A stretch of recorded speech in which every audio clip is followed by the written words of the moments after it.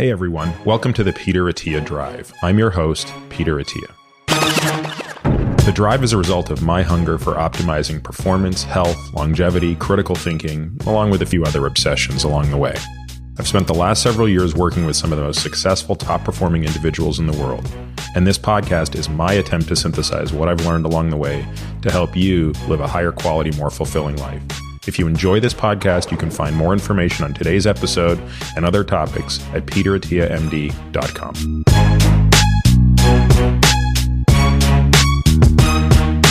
Hey everybody, welcome to this week's episode of The Drive. I'd like to take a couple of minutes to talk about why we don't run ads on this podcast and why instead we've chosen to rely entirely on listener support. If you're listening to this, you probably already know, but the two things I care most about professionally are how to live longer and how to live better. I have a complete fascination and obsession with this topic. I practice it professionally, and I've seen firsthand how access to information is basically all people need to make better decisions and improve the quality of their lives. Curating and sharing this knowledge is not easy, and even before starting the podcast, that became clear to me. The sheer volume of material published in this space is overwhelming. I'm fortunate to have a great team that helps me continue learning and sharing this information with you. To take one example, our show notes are in a league of their own. In fact, we now have a full-time person that is dedicated to producing those, and the feedback has mirrored this. So all of this raises a natural question. How will we continue to fund the work necessary to support this? As you probably know, the tried and true way to do this is to sell ads. But after a lot of contemplation, that model just doesn't feel right to me for a few reasons. Now, the first and most important of these is trust. I'm not sure how you could trust me if I'm telling you about something when you know I'm being paid by the company that makes it to tell you about it. Another reason selling ads doesn't feel right to me is because I just know myself. I have a really hard time advocating for something that I'm not absolutely nuts for. So if I don't feel that way about something, I don't know how I can talk about it enthusiastically. So instead of selling ads, I've chosen to do what a handful of others have proved can work over time, and that is to create a subscriber support model for my audience. This keeps my relationship with you both simple and honest. If you value what I'm doing, you can become a member and support us at whatever level works for you. In exchange, you'll get the benefits above and beyond what's available for free. It's that simple. It's my goal to ensure that no matter what level you choose to support us at, you will get back more than you give. So, for example, members will receive full access to the exclusive show notes, including other things that we plan to build upon, such as the downloadable transcripts for each episode. These are useful beyond just the podcast, especially given the technical nature of many of our shows. Members also get exclusive access to listen to and participate in the regular Ask Me Anything episodes. That means asking questions directly into the AMA portal and also getting to hear these podcasts when they come out. Lastly, and this is something I'm really excited about, I want my supporters to get the best deals possible on the products that I love. And as I said, we're not taking ad dollars from anyone, but instead what I'd like to do is work with companies who make the products that I already love and would already talk about for free and have them pass savings on to you. Again, the podcast will remain free to all, but my hope is that many of you will find enough value in, one, the podcast itself, and two, the additional content exclusive for members to support us at a level that makes sense for you. I want to thank you for taking a moment to listen to this. If you learn from and find value in the content I produce, please consider supporting us directly by signing up for a monthly subscription. My guests this week are Dr. Debra Kimless and Steve Goldner. I'm not going to say much about them by way of background because I opened the interview by asking them to introduce themselves because their backgrounds are so relevant to the discussion we have. I sought out both Deb and Steve because I wanted to have a discussion that would frankly first inform me, but obviously provide the necessary and relevant background information to all of you as listeners on a topic that frankly it confuses me to no end, which is the entire morass of THC, CBD, hemp, cannabis, that whole landscape. And truthfully, I've never fully been able to understand this, in part because I think it's just very confusing, in part perhaps because I haven't put enough effort into it. But, preparing for this podcast was a great exercise in doing just that. In this episode, we talk about a lot of things, but we start, frankly, with some of the semantics. What is the difference between THC, CBD? Where do these things work? How do they work in the body? What's the difference between what it's doing in the brain and what it's doing elsewhere? And how do molecules work that aren't neat and clean like designer drugs where one molecule hits one receptor? As you'll see, cannabis, it works very different from that. We also then get into some of the safety issues. At the time of this recording, which was in late October 2019, there is obviously an epidemic, or at least a perceived epidemic, around the dangers of vaping. We touch on some of the reasons why that may be the case. But really, for the past 3 years, we have been witnessing both a market evolution, a scientific evolution, and certainly a policy evolution, which may be the most important as it pertains to this subject matter. And again, I think as you'll see in the first few minutes, Deb and Steve are really great people to have this discussion with because collectively between them you have a medical, a pharmacological, and a regulatory expertise that is brought to bear. Now, it's worth pointing out that both Steve and Debra are involved in a company. Steve is the founder and CEO of Pure Green, and Deb is the chief medical officer. And I point that out to say everything must be interpreted with a grain of salt. And obviously, Steve and Deb have a commercial interest in this space. Now, I will tell you that after spending 2 hours with them, or slightly more than 2 hours during this podcast, also spending another hour with them off mic, getting into stuff that we just weren't comfortable talking about on mic, I come away thinking very highly of them, very highly of their work, and believing that their intentions here go far beyond just the commercial intentions of people involved in this space. This is a confusing topic, and I won't represent that this one podcast is going to answer every possible question you have. The good news is it might not matter if it did, because frankly, this is an area that is evolving so much, and I suspect this is a topic that I will need to go back to probably a year from now. So without further delay, please enjoy my conversation with Steve Goldner and Debra Kimless. Debra, Steve, thank you so much for making time to come and talk about this stuff today. This is kind of an unusual podcast in that we weren't introduced through anybody. I sort of organically reached out to you guys on the basis of so much demand and so many questions about this topic, which is something, as I've alluded to, I'm completely ignorant of. So this is a topic I've been really looking forward to learning about because patients ask me about it constantly. I think the implications are only becoming more significant as we watch the evolution of the legal environment. So having a physician and a lawyer to talk about this is perfect. Deb, can you give me a bit of background on your interest in this? You're an anesthesiologist. I know you specialize in pain. Tell me what drew you to this specifically. So what drew me to this is that my mom was dying from a complication from a pharmaceutical drug. And because of that, I started really thinking about what we learned in medical school, how we were trained, and what else could there have been for my mom as an option other than a pharmaceutical. And as she lay dying, my significant other, who's an Israeli, said, they're studying medical cannabis in Israel. And unfortunately, my mom didn't have an opportunity to try medical cannabis as a pain reliever because she died. But I spent really since 2013 until now studying and investigating the veracity of whether or not cannabis truly is a medicinal molecules. Steve, how did you guys meet and how did you get involved in this? Well, I've been involved in pharmaceutical formulations as a scientist for almost 50 years now. As a forensic toxicologist at the New York Medical Examiner, I worked on 18,000 autopsies. So I developed and formulated the drug, liquid drug methadone about 47 years ago because friends of mine were coming back addicted from the Vietnam War.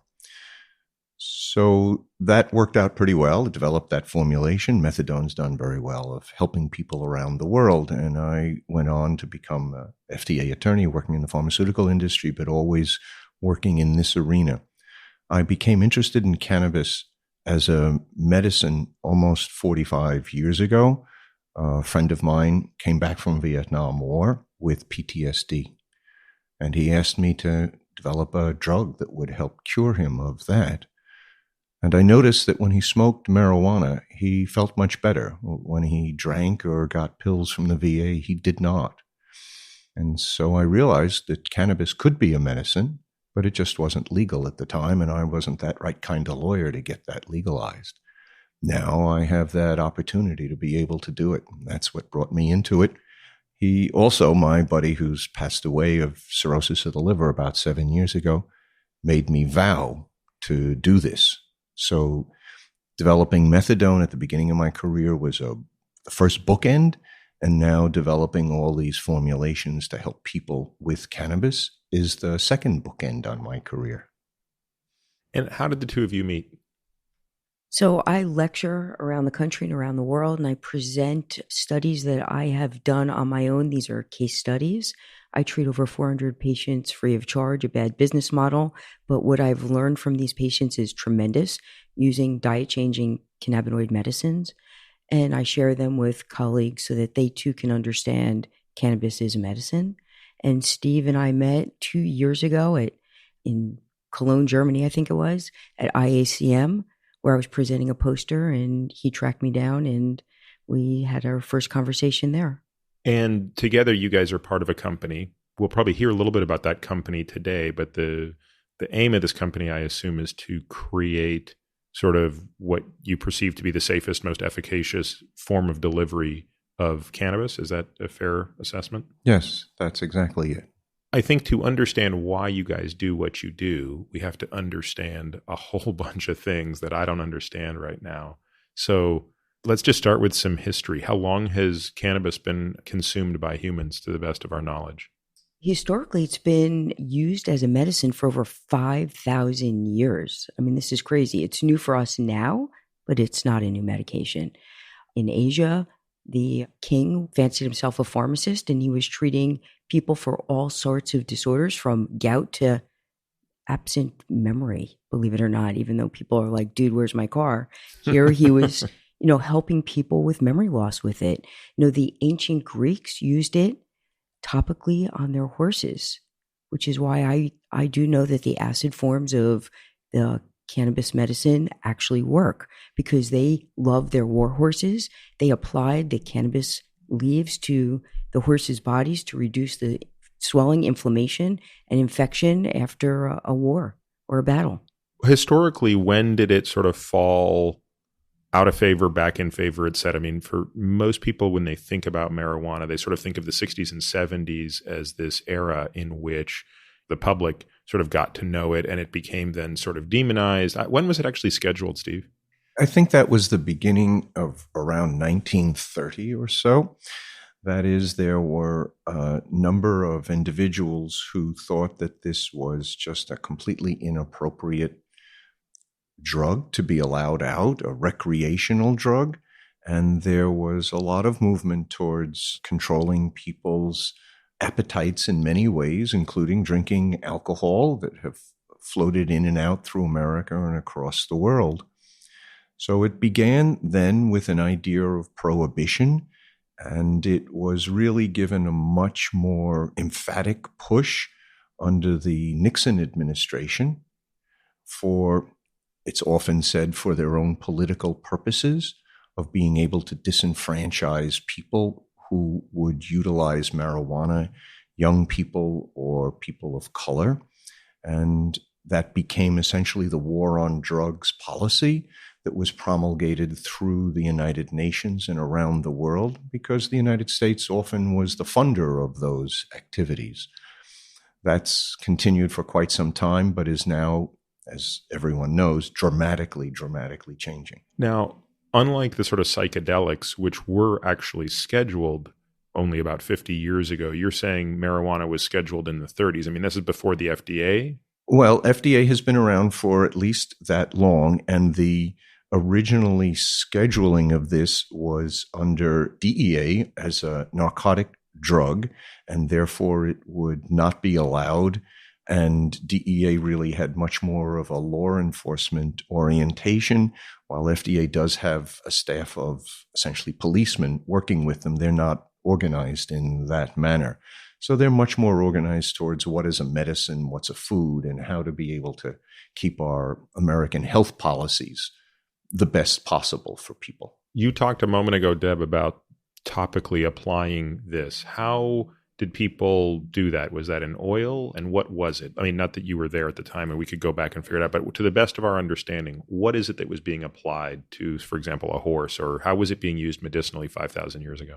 It varied depending upon the indication and what they wanted to do. But the horse example was they were actually applying leaves to these horses, the actual, fan leaves or regular leaves. There are small amounts of trichomes on those leaves with cannabinoids in them. So of course it would work.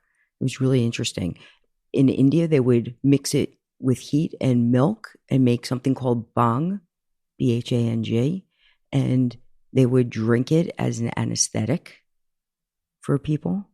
So it really did vary. And it was very interesting that people applied these things in different ways. So today when people think about marijuana, the thing they probably have in the back of their mind is more related to the properties of THC. Is that correct? Yeah, I think that most people, when they think of cannabis, think about it as THC, intoxication, and smoking. So let's talk a little bit about that. So you use the funny reference of Dude, Where's My Car? So Jeff Spicoli falling out of the van, big plume of smoke coming out after him. He is taking a leaf. He is smoking that leaf. More or less, I mean, he's broken pieces of it rolled up into a joint and being smoked. Right. So cannabis as a plant is very interesting, right? So when it grows in nature, it grows as a flower. The leaf does have some cannabinoids in it or some of those medicines in it, but really the most bang for your buck, it comes from the flower, where that's what it is. So Spicoli was probably buying off the street and maybe he's getting some leaf, but he's hoping for some flower because that's where the majority of the medicine is. And, drying it out and rolling it up and then combusting it. The interesting thing is you can eat the cannabis plant all day long. You may get a bellyache from all the fiber, but you won't get that intoxicating feeling because its chemical constituents are not in a way that can get you intoxicated. I see. Okay. So let's talk about how that intoxication works. What does THC stand for? Tetrahydrocannabinol. And what does it do in the brain? So our brains have these sort of docking stations called receptors, and chemicals act on different docking stations or receptors in order to affect a change. So THC works on these docking stations in our brain and our peripheral nervous system known as CB1 receptor, cannabinoid 1 receptor. Wasn't a very interesting name for it, but that's what they call it. And there are also cannabinoid 2 receptors or CB2 receptors were found peripherally predominantly on immune cells, but also in other tissue as well and in other organs.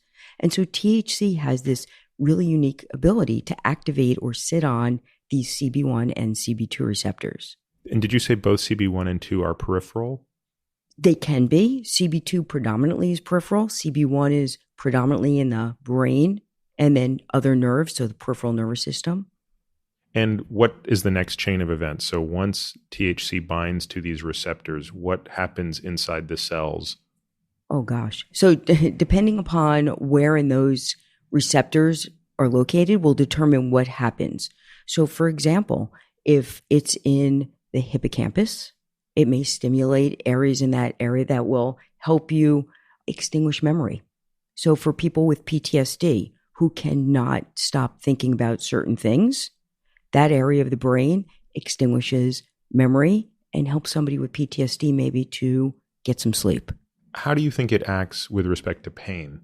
It's a multimodal, different way of doing it. So centrally, it does interfere with periaqueductal gray areas. These are areas of the brain that conduct pain signaling, where our brain actually understands this. Also works peripherally on immune cells to decrease inflammation and reduce cytokine expression. So it works in a whole host of different ways. We're used to thinking in medicine, actually, as an allopath, of a single molecule, single target.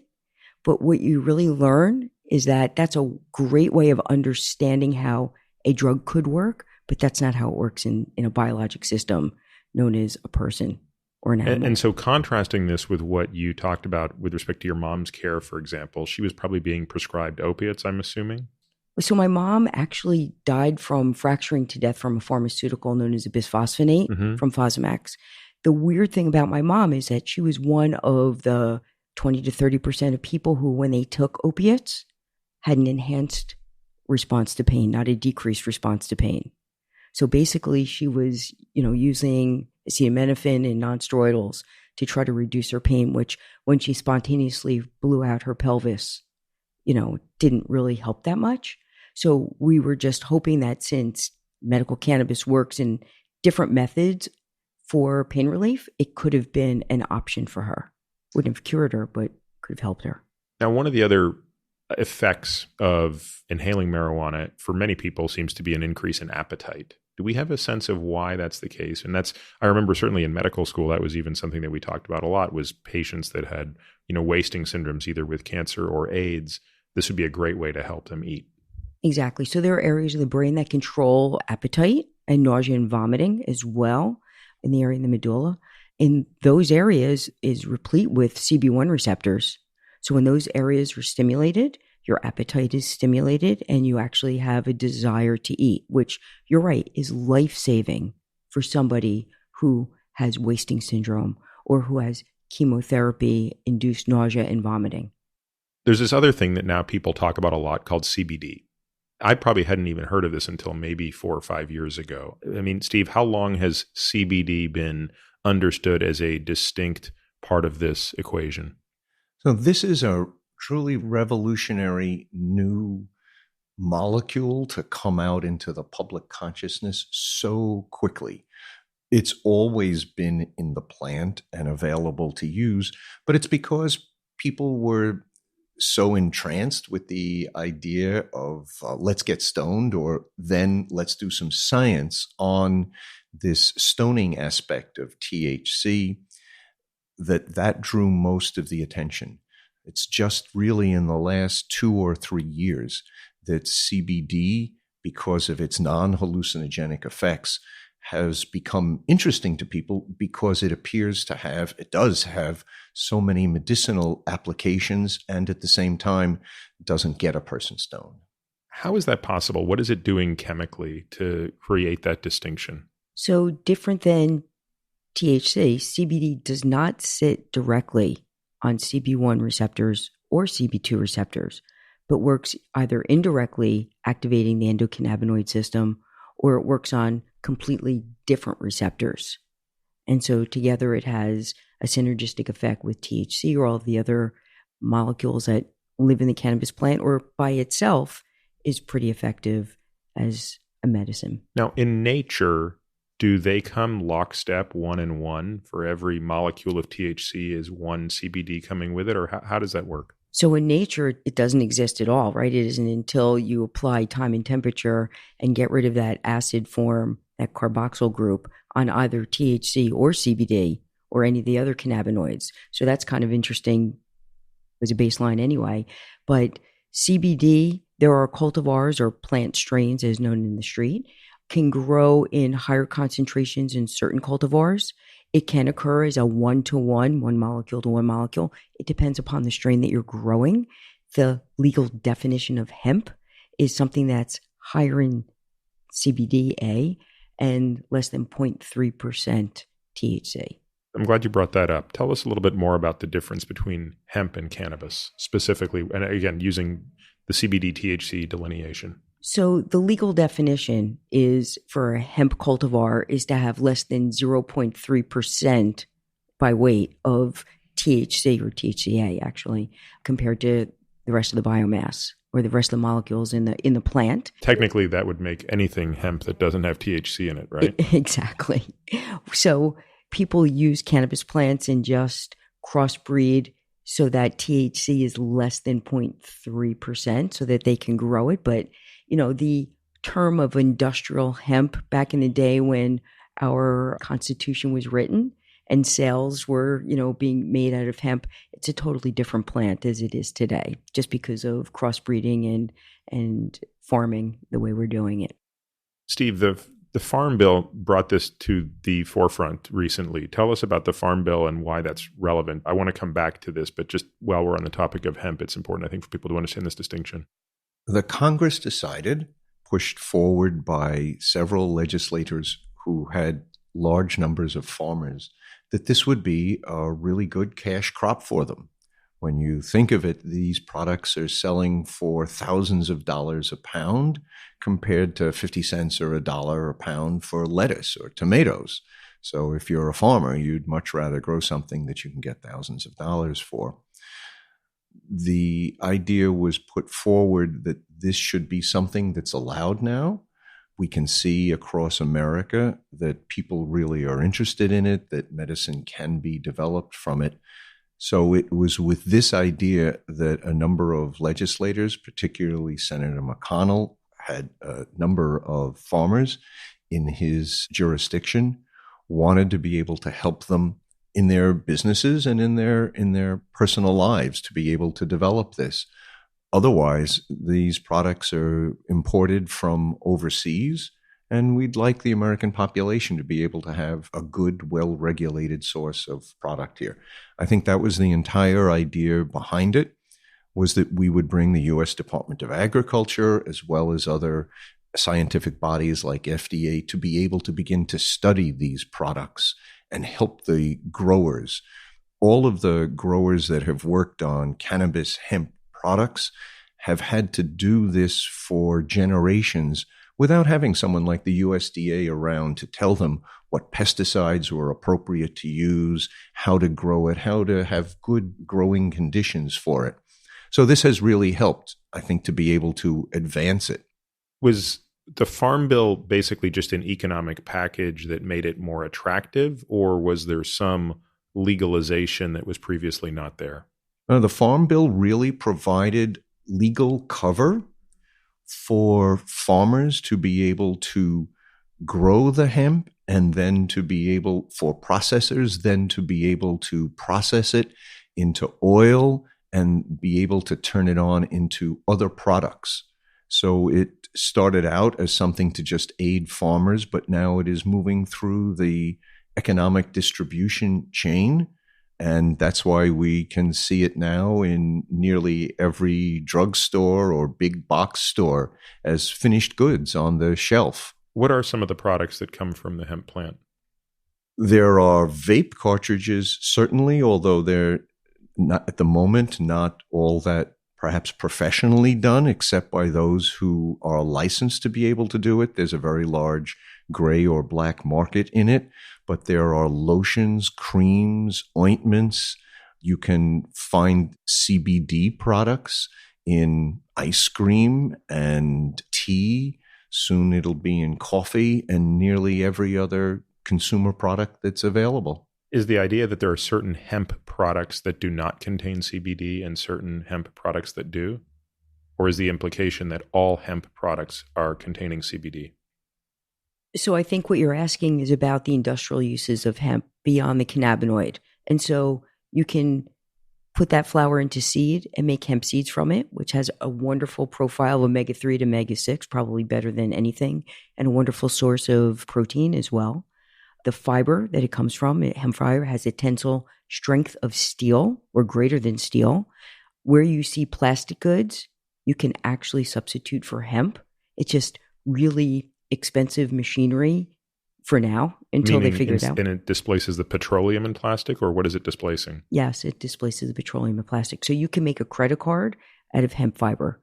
You can make hempcrete. So instead of concrete, you can actually use it, make it concrete. There are BMWs right now that are using parts of their door panels and dashboards using hemp.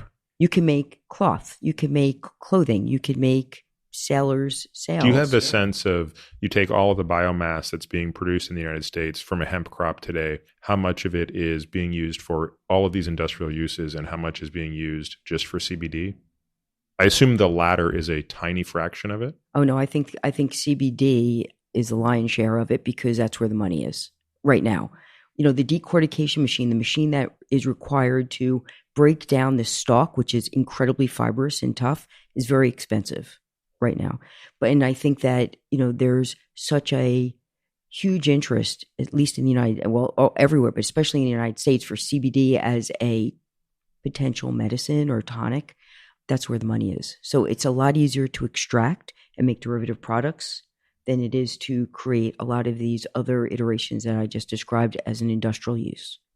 But let me just interject that some of these other uses are just remarkable and have been around for a long time. Henry Ford personally was very proud of having developed a hempmobile, and he actually had built a car that ran, and its fuel was fueled by hemp oil.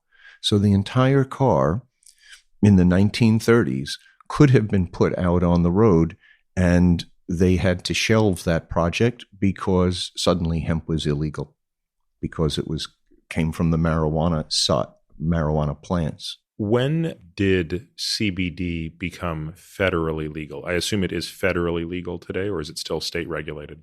Well, it certainly is state regulated, and each state has its own regulations. The federal regulation of it is continuing to unfold. The Farm Bill has legalized hemp itself. It has not directly said that CBD is okay to put into products. Rather, there's been an intense push on the Food and Drug Administration, whose responsibility it is to regulate those kind of consumer products, that they should move expeditiously. And actually, Deb testified before FDA about 5 months or so ago on the safety and effectiveness of CBD to help them in their data gathering. So when you spoke to the FDA, Deb, what were the main points you tried to get across? The main points that we discussed was about a clinical trial that we ran using a water-soluble iteration of CBD for mild to moderate pain in a 16-patient cohort and the results of it. And I wanted to share that with safety, efficacy, and our results. Let's talk a little bit about that. So you said 16 patients that had mild to moderate pain, meaning what was the etiology of their pain? So it was multifactorial. I didn't just stratify to one condition because I just wanted to see. It was a proof of concept trial, and I actually didn't think it was going to work. Steve was kind enough to let me formulate an ultra-low dose, 5 milligrams of CBD with some curated terpenes in a water-soluble tablet. I gave it to 16 patients who had mild to moderate pain, for which they were treating their pain with an over-the-counter medication. And we ran this trial for 2 weeks, and we had statistically significant decrease in pain across all 16 patients. How do you control for the placebo effect there? Was there a control in that study? There was not. Again, it was a proof of concept study to see if this ultra low dose of CBD would even work, and it did. There's no control for placebo for anything. I mean, I know lots of patients, I'm sure you do as well, that seem to really respond to a whole host of medicines, whether it comes from a double-blind randomized trial or not. How does CBD, in your mind, differ from THC? We know obviously how it does from an intoxication standpoint. How do you think it differs in the remainder of the profile? It works in different mechanisms of action. So for example, CBD doesn't sit on a CB1 receptor, but what it does is it interacts with the breakdown products of our naturally occurring endocannabinoids, which does sit on a CB1 receptor. So by enhancing that, that's one pain relieving mechanism of action. It interacts with dopamine, norepinephrine, epinephrine type receptors, and enhances those chemicals as well. So it works in a multimodal way, just like all of our other medications. I'm trying to, in my mind, wrap this idea around a Venn diagram of THC and CBD, where does that make sense, where you have certain things that they both do and then things that are unique to each of them? Does that make sense to think of it that way? It does and it doesn't. So I understand as an allopath physician that that's how we like to look at things. That's a very reductionist view of it. And I think this is really botanical medicine. We really have a lot of different constituents within it. There's over 100 different cannabinoids, over 80 plus terpenes, flavonoids, and probably constituents we're not smart enough yet to even have figured out. What do the terpenes do? Terpenes occur in nature in all kinds of plants and foods that are giving the taste and the scent to all kinds of things. And they're anti-inflammatory. They're actually secondary metabolites like the cannabinoids as well. And it's used for the plant, not for our benefit, but for its benefit as a natural pesticide, a antioxidant, and it works that way in our bodies as well. I want to come back to sort of the THC side of the equation. Let's start talking about some of the health risks and or benefits. And let's start with the risks. What do you think are the most important risks to understand from THC use? So I think everybody is different. We're all an N of one, and we all respond differently to the same type of thing. So if I give one person an aspirin, their headache may go away. Somebody else may die of an allergic reaction to it. In some people who are very sensitive to THC, they may not just feel intoxicated, but they may feel so much anxiety and panic that they are incredibly uncomfortable. And some is dose dependent, but some experience that even with a small amount. Some people experience a feeling of well-being with a little bit of THC. Some people have a rapid heartbeat and their blood pressure shoots up and have an uncomfortable experience. How much of that do we think is setting dependent? So if you took the same person, administered the exact same dose by the same route, but under different settings, either the actual physical setting they're in or the emotional state they're in, how much can that impact the response? I think anytime you're dealing with something that plays around with neurochemistry, set and setting is always a huge important thing. Same thing with alcohol. I think there's one part of this is while we're talking about the safety or potential adverse events from this that we should also address. In my experience, this has the lowest toxicity potential of any pharmaceutic, nearly of almost any product I've ever seen. That is, in the course of history, we really do not have any deaths or truly serious events that are attributed to THC or CBD at all. It is so less toxic than what are common over-the-counter drugs, aspirin, Tylenol, etc., and certainly far and away compared to alcohol, which is truly toxic. What is the reported LD50 of THC? So there really isn't, and you cannot maybe dose. Explain to people what LD50 is. Okay, so LD50 is the lethal dose that it takes in order to kill off 50% of a population, usually in mice or rats. With THC and CBD and all of these cannabinoids, it has never been possible to dose them with enough to be able to do it, so that there is just a simple cutoff generally that it's something more than 5 grams per kilogram. So that's a tremendous, absolutely tremendous amount of cannabis to be able to take on. In the 70s, an attorney for the DEA actually was writing in support of descheduling cannabis, said that the lethal dose 50, it would take a 75 kilogram man to smoke 1,500 pounds of cannabis flower in 15 minutes in order to die. And he wouldn't die from a cardiorespiratory effect from cannabis. It would be from probably carbon monoxide poisoning. Did Willie Nelson try this? I think so. Okay. But he wasn't able to do it. He's still alive, right? He's still alive, yeah. So it's interesting what Steve was saying is that the receptors, those docking stations, there are no CB1 receptors, or very few, in the cardiorespiratory centers of our brain, different than the opioid receptors, the mu receptors, where you overdose because that docking station gets activated by heroin or Percocet or OxyContin, and you slow down your respirations and you stop breathing and your heart slows down and your heart stops beating and you die. That doesn't happen with cannabinoids because those receptors don't exist in those areas of the brain where that would happen. And so literally to this day, you can overconsume cannabis and you may feel like you want to die with this incredible anxiety or psychotic event, but you're not going to. So it's sort of like LSD in that sense, where it really doesn't have a known upper limit of toxicity from a pure cardiorespiratory standpoint.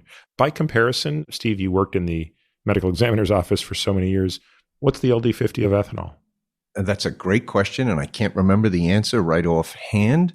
However, I do remember that the level at which people are intoxicated by this, and generally we all know to be 1 or 2 shots of alcohol or wine or beer, and that it very quickly becomes a disorienting drug with just a second one. Particularly, the problem is that people don't think they're disoriented by it and that they are actually under control. It's a very different situation with cannabis. Usually, as people take on these substances within their body, they actually know that they're stoned and have a sense of it and are able to rectify their own behavior. Usually it's called just sit on the couch and watch TV or something like that. Yeah, there's another point here, I think, on the toxicity that probably is worth mentioning, and you could probably speak to this with more accuracy, but it's sort of how I explain toxicity to people. It's not just what the LD50 is, it's how far the LD50 is from the use dose. Consider acetaminophen. You'll very easily go and take 1,000 milligrams of acetaminophen. I don't know what the LD50 is. It's probably between 10 and 20 grams. That's not that far away. That you could only miss the dose by 10x and kill someone is amazing. I'll tell you a ridiculous story. This is, I don't know why I'm getting it, but it's just to illustrate this point. I remember in residency once during our internship, a guy accidentally wrote a prescription for 1 gram of Ativan instead of 1 milligram of Ativan. So he wrote for 1,000 times more of the dose, which is a clerical error that came from his just being careless. Unfortunately, the nurse working that day was very new, and she took the order as 1 gram of Ativan. And to make matters worse, the pharmacist on call that day was also new and realized in the Pyxis system, we only have 20 milligrams here, so that's 21 thousandths of what you've ordered. I'll send it up right now and go and get the remaining 980 milligrams. That patient was actually administered 20 milligrams of Ativan and, of course, had a respiratory arrest. That's toxicity. Right. Yes. So they look that's at a lawsuit. Right. That's a therapeutic index. And so they say for over-the-counter drugs, it's like, 1 to 20, you take, 2 aspirin and your headache goes away, 40 and you're going to be in the hospital. For something like, Valium or Ativan, it's usually a 1 to 10. Yeah. But look at alcohol. That's my point I wanted to make. Look at the therapeutics index of alcohol. 3 drinks shouldn't kill anybody. 30 would kill anybody. Right. Exactly. And they say that for the therapeutic index for cannabis, so 1 to 20 is over the counter, 1 to 10 is like Ativan or Valium. It's 1 to 20,000 to 1 to 40,000 is the therapeutic index. So the greater that second number, the bigger the safety profile. We call it a therapeutic window. I call that a therapeutic garage door. Right. There are certain drugs that are simply just narrow therapeutic index drugs and need to be very, very cautiously prescribed. I should point out for anyone who's listening that there really isn't a therapeutic reason to dose alcohol, as far as I know, unless you're rubbing it on an insect bite or something like that. Alcohol is not really recommended for curing any particular disease. I want to just kind of go back to something that I forgot to ask you earlier because I got distracted in my thinking about the next thing I was interested in. Why do you think during the Prohibition era, alcohol was brought back into favor and marijuana was not? Because I think it would be very difficult to make the case that alcohol is less toxic than many things. I mean, alcohol is about as toxic as it comes, and yet it is completely accepted societally. Why do you think it was? I mean, this is, again, just speculating on. My sense of it was it's the sociology at the time. We live in very difficult times, and certainly they were very difficult at those times. And it seemed that people really need to have a release from the tensions of the day. The idea of creating the prohibition of alcohol was pretty quickly recognized as not successful. That is, it simply drove it underground. People continued to imbibe it. And what happened was there was no control. There was no tax stamps. There was no health inspections that went along with it. And the people who were utilizing it were demonized even more than they were before. So it was sort of a contraindication for the society, although it certainly came out of people in their heart thinking they could make their fellow man better by not having them be allowed to drink. Then cannabis was not brought back. I think at the time it was societally, it was a bridge too far for people to be able to reach. And it was apparently not a plant or an intoxicant that was used by, frankly, the people who were in control of writing the rules and the laws. But the legislators felt pretty comfortable drinking, and they didn't think they knew anyone who smoked marijuana. A lot of people talk about the idea that marijuana is a gateway drug. What is the state of the evidence of that argument? In other words, what are the pros and cons of that argument to the best of our understanding? So it's an interesting question. I always say that cannabis is a gateway more towards health than to other drugs. And in fact, NIDA, the National Institute of Drug Abuse, on their website has agreed with that statement and no longer considers cannabis as a gateway drug. But I think what people are looking at or concerned about is young people participating in the intoxicating effects of cannabis or alcohol or high fat and sugar foods, just like anything else, can be leading to other addictive behaviors. But there really isn't anything that proves that cannabis is a gateway drug. We sort of have natural experiments that have gone on with the legalization in the states that were at the forefront of this.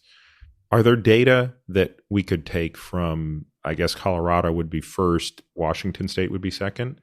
Are there data we can take from those states that could point to either a rise or fall in the utilization of drugs beyond marijuana that have either gone up or down since the legalization?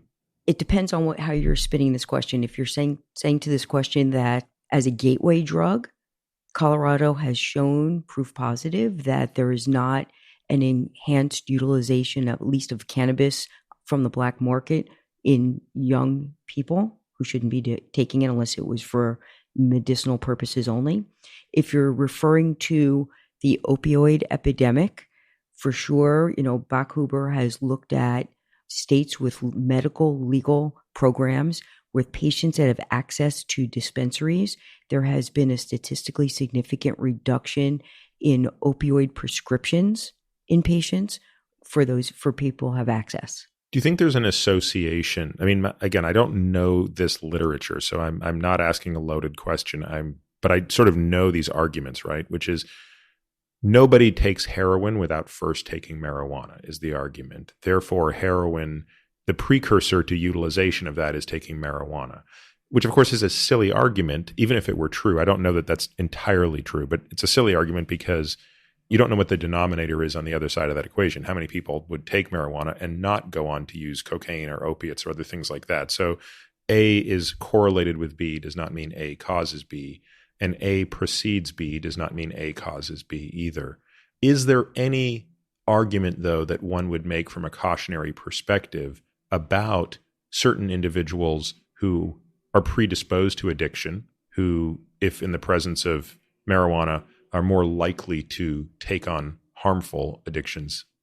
I'm not sure that either Deb or I are that well qualified in figuring out who could potentially have addictive behavior, nor have I really seen any studies that are able to talk to this. My sense of it, though, as having grown up here in America for quite some time with children myself, and even growing up here in lovely New York City, is that as people move through their teenage years, they experiment with lots and lots of things, lots of behaviors that are important, interesting, and sometimes risky behaviors. Marijuana is generally more available than any of these other perhaps hardcore drugs. So it may appear that people are starting with marijuana, but frankly, you can get cigarettes on every street corner.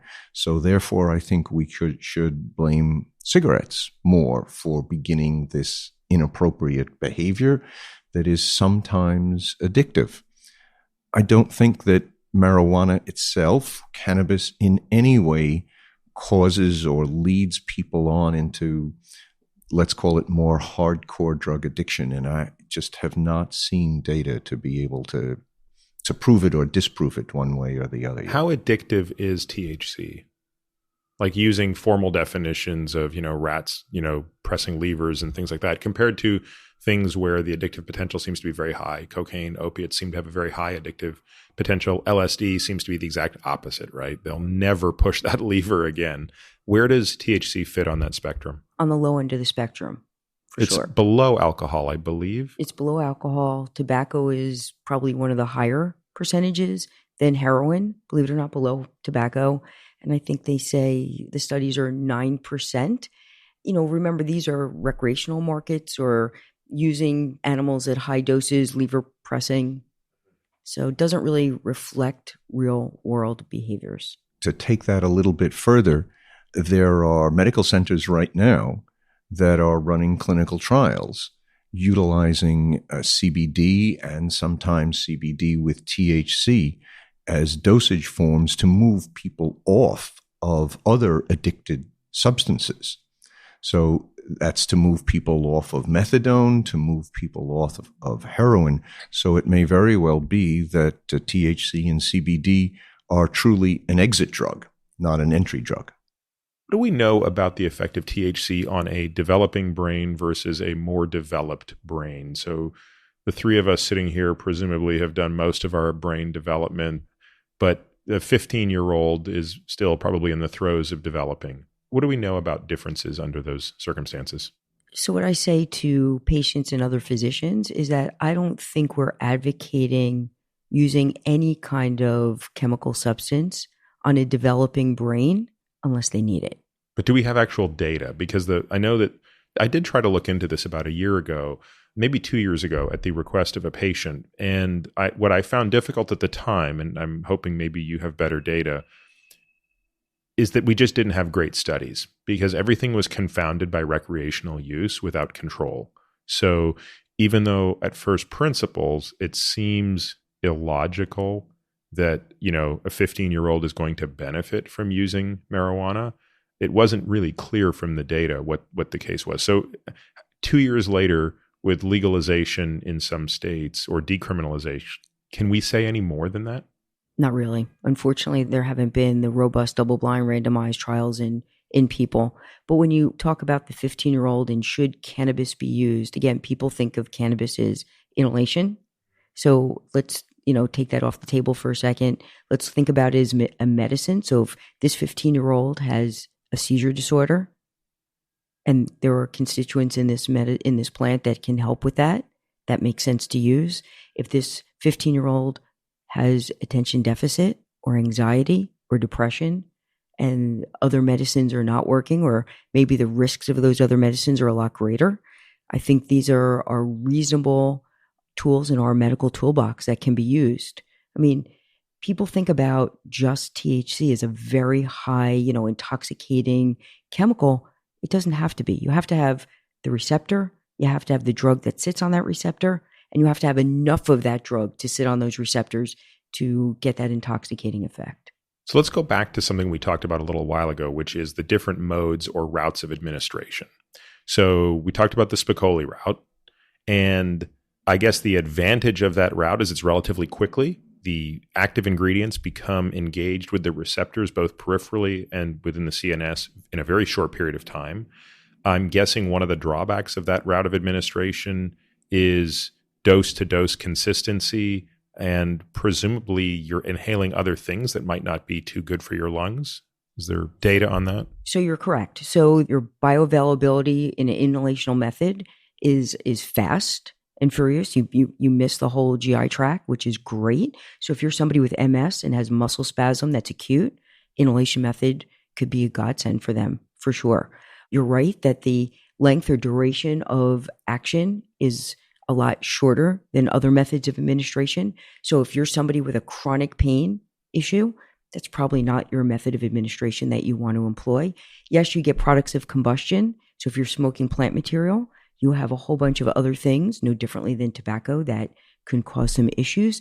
There have been no studies. In fact, Dr. Tashkin has shown that there has not been an association between lung cancer and smoking cannabis flowers. Yeah, why do you think that is, by the way? I'm sort of surprised by Me that. Do you too. think it's a dose effect or maybe it's the anti-inflammatory effects of the cannabinoids themselves that sort of are kind of pre-treating it? I don't know. I'm not smart enough to know that.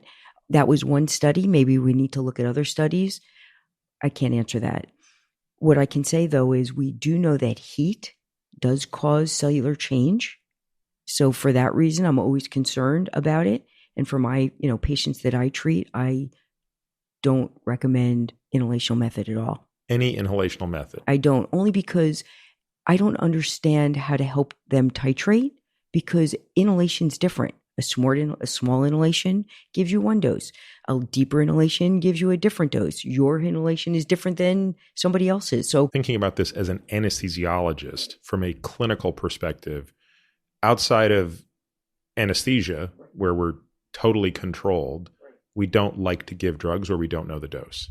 I think patients who are really sick want their hands held in a way that they can wrap their head around it as much as I can. So if I say use X, Y, and Z, and they come back to me and say it works, then we understand what they should take. If I say take X, Y, and Z, and maybe it doesn't work, or it only does part way, then we have an understanding as to how to pivot from that point. Inhalation doesn't allow me to do that. Is there anything else, Steve, from a chemical perspective? So when I think of inhalation, I guess I think of two vehicles. I think of the sort of bong joint method, where the temperature is like literally from the flame burning the material, combusting it, that then gets inhaled. And then you think of sort of the vaping method where, well, tell us how vaping works actually. Vaping works at a lower temperature than the pyrolysis that goes on when you use a bong, and some people even take it a little bit further and heat up a substance using an acetylene torch on a nail and then inhaling it. That's really hot. The vaping goes on at a much lower temperature, and there are other dosage forms that are going to come out soon that are simply inhalers, like broncho inhalers, where there won't be any temperature gradient at all, and the product will be brought into the lungs through an inert carrier gas. So that will allow a much more controlled dose. Those just aren't really on the market very effectively yet. There's been a lot of talk about vaping lately, and this is both from the lens of the use of THC and nicotine itself, totally separately. What do you guys know about this as it pertains to safety? Let's start with that. That's an interesting question. I don't think anyone really can put a finger on a specific reason for this, problem that these vape cartridges are causing. Tell people what the problems are that we're seeing. So it looks like an acute respiratory distress syndrome. So it almost looks like a chemical burn to a lung where people have a respiratory failure that requires a huge amount of support in the intensive care unit, including intubation and ventilation and other support measures. So it's pretty severe and pretty significant. When you extract cannabis, it comes out as a thick, goopy oil, and you need to refine that oil in order to put it into cartridges. And those methods of getting the right viscosity for that oil to be put in that cartridge is done in a whole host of different ways. And I don't think it was done intentionally to hurt people. I think people thought, oh, let's thin this oil out using PG or PEG because it's a grass ingredient generally regarded as safe, but it's generally regarded as safe if you eat it. And no one really understood what happens when you combust it. For those two things, I think it's formaldehyde gets created when you combust or heat up PG or PEG.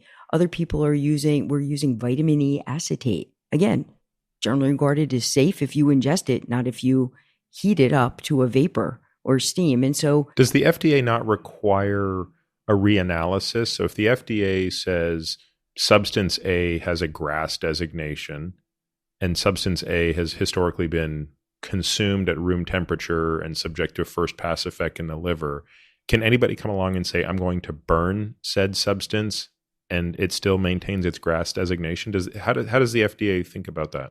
The FDA allows something to be GRAS, generally recognized as safe, for particular uses, either as direct food ingredients, indirect food ingredients, part of packaging. But once the product is out there in the marketplace and available to use, it's America. People will do whatever they wish with it. And that brings us to part of the issue here is that while this is a regulated environment within the states, there are many actors, many producers who are not yet regulated. It's kind of like alcohol was legalized, and then there was still bathtub gin being made for many, many years. There were hundreds, thousands of deaths from it.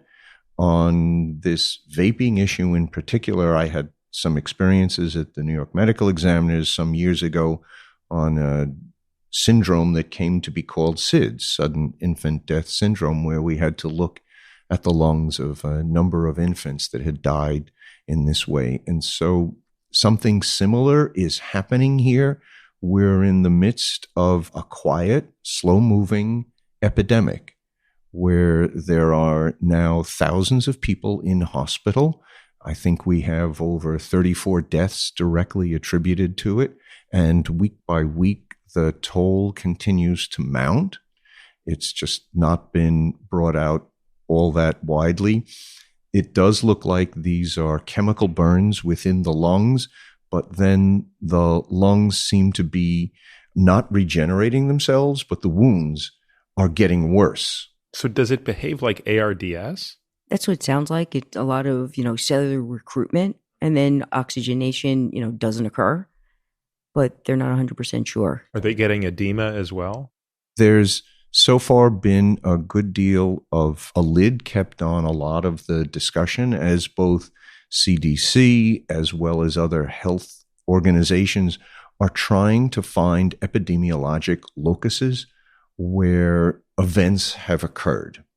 In a couple of cases, they've been able to identify that there were individuals who made some vape cartridges where there is a higher proportion of people who have been hurt from other vape cartridges, but there is just no clear-cut etiology so far. So if I'm understanding you correctly, we have no idea if the uptick in these acute toxicities is potentially manufacturing related, loci related, diffuse. We don't know any of those things yet. That's exactly correct. From having worked in this industry for a long time, I'm very familiar with every time a new product, even if it's something as innocuous as a lipstick, is changed, there is a slight uptick in adverse events, even from just changing the coloration in a lipstick or an eyeshadow. Because there are millions of uses of it, you're able to see what happens in products like that are where people are using them external to their body is it's a slight irritation. And the person simply decides, I won't use that eyeshadow anymore or that lipstick anymore, and they self-select out of the population. Here, this is a sudden onset of a serious nature, but even with all of these numbers of, a terrible amount, more than 30 deaths and hundreds, thousands in hospital, this is against millions and millions of uses, and there just doesn't seem to be a clear-cut cause that we're able to find so far. You said something a moment ago, and I want to make sure I understand it because it seems staggering to me. The FDA, if you go down to the grocery store, the corner store, and you buy a bag of, jelly beans, and they come in a plastic container, does the FDA have oversight into the plastic that holds the jelly beans? Yes. Yeah, they do. And the FDA says this plastic is GRAS. Yes, that the individual chemicals that went into making that, they don't look at the overall plastic bag, but rather the individual polymers or monomers or the colorants have all gone through extensive testing. Now, let's say I'm an idiot and I decide to create a new product, which is I'm going to take those constitutive elements in that plastic bag that holds the jelly beans, and I'm going to combust it for inhalational use. So new use of previously agreed upon grass constituents. Does the FDA say, Peter, you can't do that? Or does the FDA say, well, gee whiz, each of those things were safe to be touching jelly beans, therefore you can be burning them? FDA actually would be very annoyed at you. What's the legal recourse? Oh, the legal recourse was if you had turned that into a business, is they would come and shut you down. Okay, so the FDA still has their pants on, and they would still be looking out to protect people from me doing that. Yes, absolutely. But not in the cannabis world. Why? Because it's federally illegal and the FDA is not a participant. So you're saying that the fact that cannabis is still illegal federally means this entire discussion is moot, and it would be at the state's discretion to police this type of use switching? Exactly. That's exactly correct. And that is part of the difficulty right now, is that state agencies are not used to having the scientific horsepower, or the manpower, or woman power is much better, to be able to figure out which of these ingredients can or cannot be added to it. And on top of that, the producers of the products are not required to test them for safety or efficacy before they start shipping the products, which is very different than products sold under FDA auspices, where you have to demonstrate at least safety for foods products. And for drugs, you also have to prove efficacy before you can make it and ship it. Prior to the explosion of these acute events of toxicity, I was much more personally curious about chronic toxicity. Let's take tobacco as an example. Very few people have acute toxicity to tobacco use, but by the middle of the 1960s, it was abundantly clear what the chronic toxicity was from tobacco use. Alcohol is an interesting one. Alcohol has lots of acute toxicity. You could kill yourself in a moment with alcohol. That's a very easy thing to do. But I don't know if your friend who died of cirrhosis had complications of alcohol use or whether it was hepatitis, but certainly the chronic toxicity of alcohol in this country is the longest, fattest, widest tail we see, along with tobacco perhaps, maybe fatter actually. What do we think is the chronic toxicity, or do we believe that there's any evidence of or against chronic toxicity from vaping? Things that we just it hasn't been around long enough and we don't know, but you're sort of playing with fire, that logic. I mean, that's a feeling because it really hasn't been available as widespread as it is now. Remember, 2014, 2013 was when really other states started really coming on board. I mean, California was the first in 2009. There was nobody vaping then. People were, using cannabis as a flower to smoke. People were using it in foodstuffs to eat, but nobody was using this vaping thing. I don't think it was until the popularity of the vaping through the e-cigarette market when the cannabis market turned and went, this is an interesting business, an interesting mode of administration. No products of combustion, so people will feel a lot better about it. And I think people honestly and truly thought it was a better mousetrap. Do you know what the people who favor that approach will argue in their defense? So there's a couple of arguments. One is it's better than smoking and getting products of combustion. Two, it's helping me get off nicotine, so I'm vaping instead. So that's better. And three, people who have an acute pain issue or a muscle spasm feel like the instantaneous nature of the effects of this is what they require.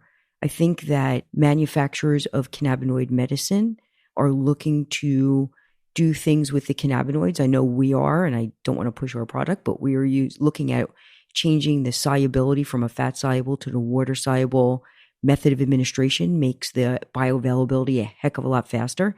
It's just not available across the country because we have a state license in Michigan and we can't sell it across state lines. Yeah, I want to come back to talk a lot about your product because when you said that a moment ago, Deb, I couldn't understand how you were talking about water solubility of this. So Let's, between the three of us, remember to park that and come back to that because I could use the chemistry lesson. Going back to the toxicity point, we talked briefly about edibles earlier. Well, we didn't. We sort of indirectly did. You said that if Spicoli ate that flower, he might have got a belly upset, but he wouldn't have got high. Why is it that when people consume edibles, they get high? Because it's a different constituent. They're not using the raw plant. They're heating those chemicals. So when people are making brownies, yes, the batter's yummy, but they generally bake it at a certain temperature for a certain amount of time. And there are actual curves that show when THC in its acid form, in its raw form, gets converted to, or some people call its activated form, into THC. So it takes time and it takes temperature before you make that conversion. And at that point, when you eat it, that's when those chemicals can sit on the receptors that make you feel high or intoxicated. So it's very unlikely you'll make two batches of brownies identically because the area under the curve is almost always going to be different. So everybody gets a different brownie. Now, when you get the candies or things like that, is it the extraction of the THC required heating to get the active ingredient into these commercial edible products? So it depends on what you're making. I mean, there are medicinal chocolates or candies and stuff. But there are medicinal properties in the raw form as well as the heated form. So if you're making it for the direct purpose of intoxication, you're going to heat it, the starting material first, the active ingredient first, the THC, and then you're going to put it into your chocolate. So this might be a bad analogy, but you know how anytime you make coffee, you're basically running hot water across a bean. But if you're a real coffee snob, you'll do a cold brew so that you can extract the flavor without the temperature and you avoid the bitterness. It seems to me that whether you're talking about smoking a joint, lighting a bong, vaping, or eating a candy or chocolate or a brownie, heat always seems to be required if you're going to get this active ingredient out. Is that the case? If you're trying to get THC. For intoxication. Right, yes, for intoxication. Yes. So the answer is yes. You have to apply time and temperature in order to make THC, and then you put that THC as your starter ingredient into whatever it is. And the variables for the edibles is not just the preparation of the food, but that our digestive process varies hour to hour, person to person, as well as our body mass and how we feel about things and what the time of day is and the circadian rhythm. So it's almost impossible to expect out of eating any food that contains THC or CBD to expect that you will get a reliable, repeatable dosage experience from that. Even if the label is completely correct and completely accurate. And that's a big if. It's huge. Yes, it is. The legitimate laboratories in cannabis have gotten better and better and better all the time. But still, when you make a batch of 1,000 brownies and you just sample one or two of them, there's an awfully good chance that the batter may not have been mixed appropriately. Pharmaceuticals sort of solve that because of the consistency by which we make things in a pharmaceutical way, but foods are not quite that precise. And you can buy a brownie at a store one day and then buy a homemade brownie the next day, and it can taste very different. How many strains are there of cannabis that are commonly used? From what I've heard, there's over 800, but people are crossing and back crossing all the time. But back to the edibles thing that I think is even more important is that when you eat something and it goes through your stomach and it goes to the liver and gets cleared, it gets chemically converted. And so therefore, you're really not even ingesting THC anymore. You're ingesting its metabolite, and that metabolite is even more intoxicating than THC itself. So there are people who are experienced in inhalational methods of THC that do it all the time that say they can't even eat a THC brownie or a gummy bear or, drinking a soda with it in because it's far more intoxicating. Do you think there are any appropriate, might be the wrong word, but just call it, what are the best use cases for edibles? I think the best case use edibles are for somebody with a chronic pain. So let's take example, somebody with a chronic pain that can't sleep at night. Let's take an extreme case. Somebody with cancer that's spread to their bones. Right. And they literally can't sleep. So what I would do with a patient is I would trial them on a certain edible or something that I believe is consistent. It wouldn't be held within a foodstuff. It would most likely be in a capsule or a tablet because it makes sense. Again, remember we talked about wanting to understand the dose and wanting to understand what it is. We would dose it in a way that it would be the same time every night for this patient. And we would see how they would sleep. The bioavailability takes about 60 to 90 minutes in the best case scenario. You only get about 8% of whatever it is that you're taking, but it can last up to 8 to 10 hours. We haven't talked about tachyphylaxis or tolerance. How does the body respond to repeated administration of THC? That's really interesting. THC sits on these docking stations known as receptors, and there are chances of over-consuming THC and down-regulating these receptors that actually can be reset very quickly by just stopping for a couple of days. But there's an interesting study out of the Netherlands, since they've had a medical program for a very long time, I think since 2012 or something, or 10, where they looked at patients. The average patient only takes 750 milligrams of cannabis a day. And you would imagine if there was so much tachyphylaxis, you would have seen an increase or a rise in that. And you didn't. It seemed like they stabilized at 750 milligrams, and that was it, which is contrary to what I just said. So explain the opposite. Talk about opiates. You've obviously, as an anesthesiologist, had lots of experience with them. What typically happens to a patient who is prescribed opiates for pain? That's the problem with opiates. Opiates sit on their own docking station, and they do downregulate very quickly, which means that you require more and more for the same effect. And then it does something really strange. It flips. And after a certain amount of opiates, your pain gets enhanced, not decreased. And it's called hyperalgesia. It's a strange phenomenon. And you said 20 to 30% of people experience that? No, actually 20, 30% of people experience that from the beginning, where they experience an opposite reaction to pain relief. But I'm saying people who traditionally get pain relief, who require more and more and more for the same amount of pain relief, suddenly they are experiencing a hyperalgesia, an increase in pain, whereas before, a month ago, 2 months ago, they were actually getting pain relief. Nobody talks about that.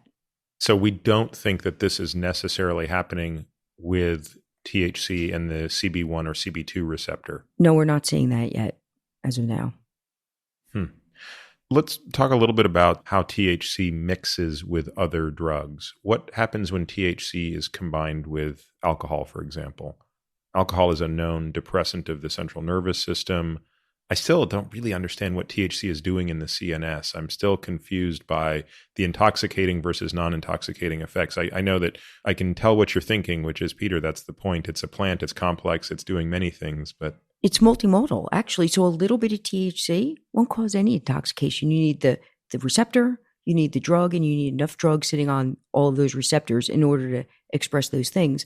And I joke with Steve and say I like to be called the queen, basically, but the queen of microdose, which means I like to use very small amounts of cannabinoids to activate things on a cellular level so you actually don't feel the intoxicating effects, because most patients don't want to be sidelined by their pain, and they don't want to be sidelined by their pain medicine. So that's kind of off topic. Is that the majority of your personal focus? I mean, I want to come back to obviously what your company Pure does. That makes sense there. But what about people who actually want some of the intoxicating effects because, well, let me unpack that a little bit more. I was about to say because of things like anxiety or stress, but you could make the argument that if one has their anxiety and stress reduced without intoxication, that might be just as beneficial. Have you thought much about the particular demand, the consumer demand? What is it that people actually want from THC? My sense of it is that they would actually like relief. That is, over and over again. I did a extensive survey in Michigan, we have over 400,000 people with medical marijuana cards. And of people who were going into cannabis dispensaries, 2/3 of them were really there for medical reasons, not to get stoned. They had learned over the course of their lives that they could reduce their pain, often chronic pain from very serious accidents or operations, They could reduce their anxiety, and they had learned that they could find strains of marijuana, and they were using them and smoking them because it was all that they had available to them. So these are people generally who are just looking to live happy, normal lives like all the rest of us, and that they have found that this is a relatively inexpensive and pretty harmless way to manage what are otherwise very, very severe symptoms. So that if, going back to your question about utilizing alcohol at the same time, there are some people who utilize alcohol regularly in order to, frankly, numb the pain, even without listening to any Frank Sinatra songs about the heartache and why we're all still in a bar at 3 o'clock in the morning. It's for pain relief, or it's psychological and sometimes straightforward physical pain relief. Once people discover that they can achieve that by using a small, relatively easy titration form, people who utilize cannabis smoking or vaping are readily able to titrate themselves, which is just remarkable to be able to do that. Certainly I did when I was smoking cigarettes. I could learn how to accelerate my heart rate or relax by just puffing in a different way. I gave up that addiction myself. Interesting. I don't think I appreciated that you could have that distinction from, I get presumably from the nicotine, depending on the speed with which by the speed at which you take on that nicotine, I could either excite myself to be able to get up for something, or you could use it to calm down and relax by just simply dosing in a different manner. Do you think there are certain medical conditions that are contraindicated from the use of THC? For example, I'm making this up, I have no idea. Someone with schizophrenia or someone with severe psychiatric illness, can it be exacerbated by THC? The short answer is yes, but that doesn't mean that they should not be availed to cannabinoids, because, again, there's over 100 different cannabinoids specific to the cannabis plant that could be, and has shown to be, incredibly useful. So yes, high dose THC alone could stimulate somebody who has schizophrenia to have an exacerbation of those things. But CBD, and maybe even a low level of THC along with it, could actually be hugely beneficial. Back to your question about THC and other drugs, THC plus opiates has shown that a reduction in opiates with a greater pain relieving efficacy without that tachyphylaxis or tolerance that we know to be true for opioid use. How much time do you still spend in a hospital setting or an inpatient setting? Do you have you spend any time there? Zero anymore. Do you have any sense of how long it will be before THC and or CBD make their way into the, for example, post-op surgical patient world? Dronabinol, which is a synthetic THC, has been on the market since the 1980s, and we as doctors are allowed to write prescriptions for it across the country, and patients can travel with it. That's available now, and it's being used for chemotherapy-induced nausea and vomiting in some settings. Not very well, because straight up THC is really uncomfortable. It does increase your heart rate, does make your mouth dry, does make you feel agitated and uncomfortable. I mean, the rest of the constituents within the plant sort of modulate all of that. I'm glad you brought this up, because I was going to ask you about the synthetics. The synthetics have a pretty bad rap. There's sort of the teleologic argument of, nature always packs the right amount of this antidote versus that antidote. I mean, what is your take on synthetics through that lens in particular? That's a complicated answer. I mean, I think what I'm really wanting to focus more about is a single molecule, as opposed to looking at many of the molecules within the cannabis plant and try to find utilization. So a single molecule like CBD from Epidiolex from GW Pharma came from a plant, but it is isolated and purified to 99.99%. And it required a tremendous amount to get the effect that GW Pharma wanted to get on 2 types of seizures.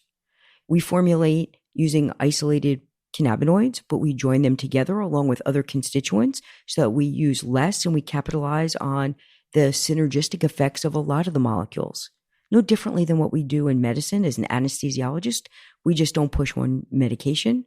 we push a lot of different medications to lower the bad effects of one particular medicine and capitalize on the good effects of all of them. Say more about the GW CBD for epilepsy. What is the purity of it? You said it's 99. It's pretty high. It's greater than 90%. Tell me about the success and utilization of that. So it's plant-derived, but it's isolated, so it's purified. And they have it for 2 particular types of seizures. Those kids with these rare seizure forms that are refractory to multiple other traditional pharmaceuticals, I think they have like a 30% reduction in their seizures, but there's side effects. I mean, there's GI effects, there's liver issues. I mean, there's side effects in high doses of Epidiolex. What do you think is the potential for CBD and sleep? It's something that gets talked about a lot. What is your take on the efficacy of CBD oils? Let's start with the oils, which are very commercially abundant. Well, let me first mention my bias. I took it this morning at 1 o'clock in the morning because, as usual, I'm up for an hour trying to do something, and it's a little noisy in this city, and I needed to go back to sleep. So it is in our hands and in our experience. It works. It simply works. That is, people are able to take CBD. We think that taking it as an oil is less effective than taking it in a water-soluble form, but it is certainly effective. We have pharmacovigilance data on several 100,000 people that demonstrates that they generally go to sleep pretty quickly, have a great night's sleep, and wake up refreshed with no feeling of what other sleep aids give, of grogginess or anything like that. Most people think it is just fabulous.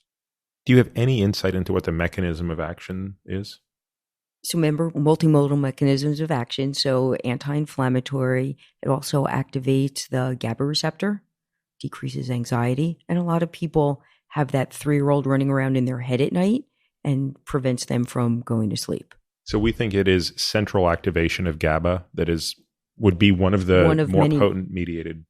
There's a molecule out there called phenibut, which is an oral form of GABA that crosses the blood-brain barrier. Now, the FDA has not designated it GRAS, so therefore it's no longer available easily. But for something that was for so long over the counter, it was kind of a remarkable sleep aid. So one shouldn't underestimate the potency of CNS GABA activation. Is there any sort of polysom data that talks about staging of sleep with CBD? In other words, it's one thing to say, great, a person can sleep for this many hours uninterrupted, but do we have any sense of the impact of CBD on sleep architecture? I haven't seen any data like that, and your questions are remarkably perceptive. You have to realize that at this current time, because of the still illegality of THC and the confused legality about all of the others, that pretty much every university, especially medical universities, do not allow research to be done on the facility unless someone has a DEA license. And even then, getting the DEA license is a long, drawn-out process, so that very little work is able to be done. And there are thousands of medical researchers who would love to work on these problems, but they can't, just like they haven't been able to for 50 years. But is CBD not permitted for research if the THC level is low enough? That's only come about in the last few months. So it certainly takes a lot longer for research protocols to be developed, to move through NIH, to move through whatever funding opportunity there is. And I expect that in the next year or 2 or 3 that there'll be much more research done on that. It's still a highly restricted, highly restrained, and frankly, the university administration in almost all of these schools and universities are very, very worried about jeopardizing their federal funding for billions of dollars of other projects. In other words, it's not that there's a dearth of funding. If a philanthropist came along and said to somebody at the University of Michigan in Ann Arbor, hey, here's $5 million. I want you to study the effect of CBD on sleep duration and architecture, the university would say, well, thank you for that, but I don't want to jeopardize the $1 billion of NIH funding I have. Am I understanding you correctly? Yeah, well, I wouldn't pick on U of M because my wife works in pathology there. But it's a great school, terrific school. Football's coming back, folks. That any university in these stages will move much more carefully to consider what the research is and who is the researcher, simply because of 50, 60 years of illegality. It's just so surprising to see how far behind THC and CBD are when you have a beautiful roadmap from organizations that have been funding so much psychedelic research. I mean, when you look at MAPS, the Multidisciplinary Association for Psychedelic Studies, started by Rick Doblin. I mean, he started this organization in 1986. 33 years later, they are now in phase 3 studies using MDMA, which is, as you know, obviously Schedule 1.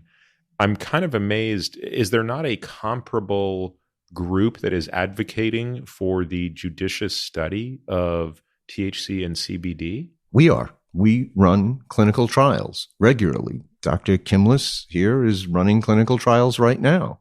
And there are others, but they're from, let's call it, private sources. So is that the business model of your company, is that you have a product that you sell and the proceeds of that help fund the research? Yeah, that's pretty much it. We came up with formulations that we felt would work, and then we ran pilot clinical trials to see how they would do in a small patient population. And once we saw that that was getting a very good response among people, then we were able to distribute the products within the state because we are state licensed to be able to do that. And now we are taking the funds from essentially from that cash flow and scaling up to be able to do studies under FDA auspices, which are frankly much more expensive to do because of all the controls that go along with it. Talk to me now about this idea that we alluded to twice already, which is the water solubilization of something that I didn't assume could be water solubilized. We have a number of patents on it, and a number of them are moving through. So you'll have to forgive me for sort of speaking generically about that. We have one issued patent out of the 7 that we filed for, and that was we figured out how to freeze dry cannabis. And that's an industrial process, and it helps. So that's an awarded patent, and anyone can look that one up. THC and CBD and all of the molecules that are in cannabis that appear to be useful and viable are all oil soluble. They are not water soluble. So that if you put them in a glass of water and stir it, you'll have little oil globules on it. So we figured out how to be able to convert that instantly into a water soluble molecule, so that when a person puts a drop of this or a powder of this on their tongue, it doesn't taste oily, it doesn't feel oily, and it doesn't act like an oil. And as everyone knows, yeah, you can have some oil and vinegar maybe on your salad, but the body doesn't really like to have a lot of oil in it on a regular basis, whereas everybody can drink pints and pints of water, gallons of water, perhaps a day. So these molecules are rendered to be water soluble, and because they're put into very, very fast, rapid dissolving tablets that disintegrate in about 15 seconds or so.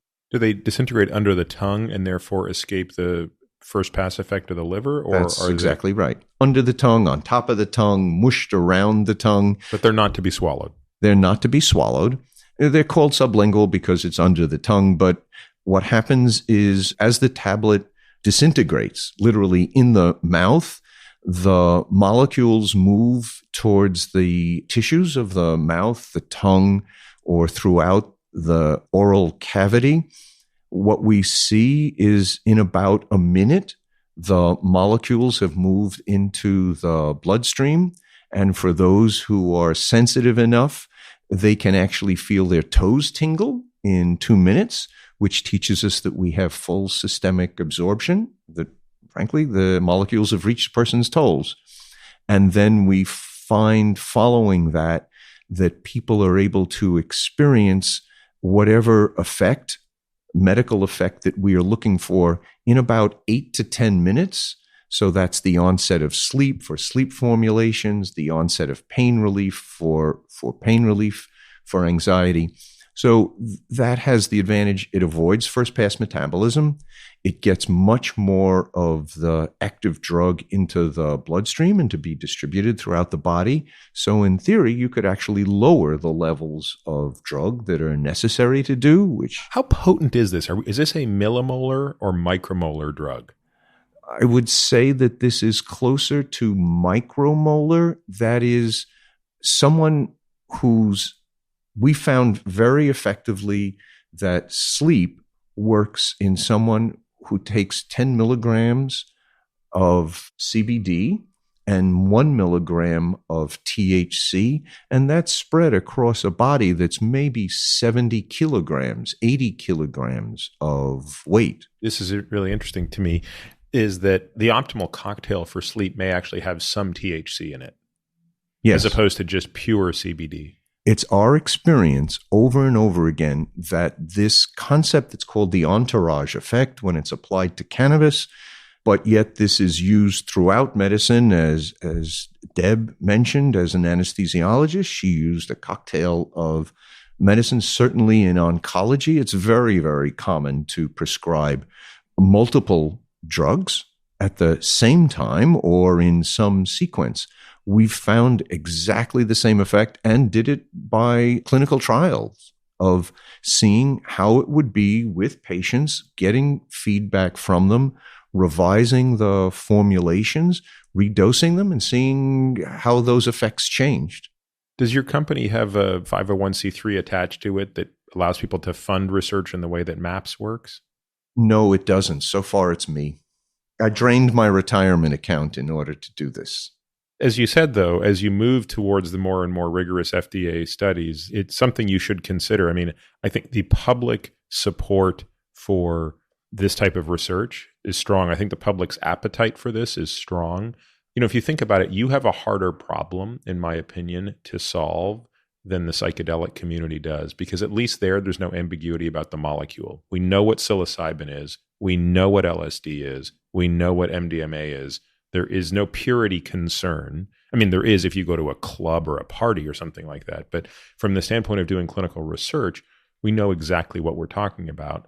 Whereas you're dealing with, in many ways, a more complicated set of molecules.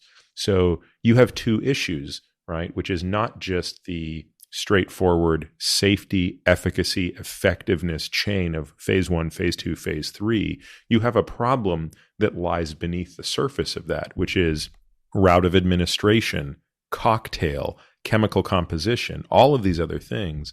I mean, I generally try not to give unsolicited advice, but my view is I don't know that you want to go alone at this problem, because I think the work you're doing is very important. You know, I was at a dinner the other day, and, you know, somebody at the dinner table was talking about, you know, telling a story, and you hear these stories all the time, right? So I think the person is totally well-intentioned, and I just sort of sat there silently because I didn't really feel like debating it. But the claim was a friend of my friend's father was in hospice with stage 4 pancreatic cancer, had weeks to live, and they put them, you know, the family snuck in CBD oil for him, and 2 weeks later he was home and cured. Mm-hmm.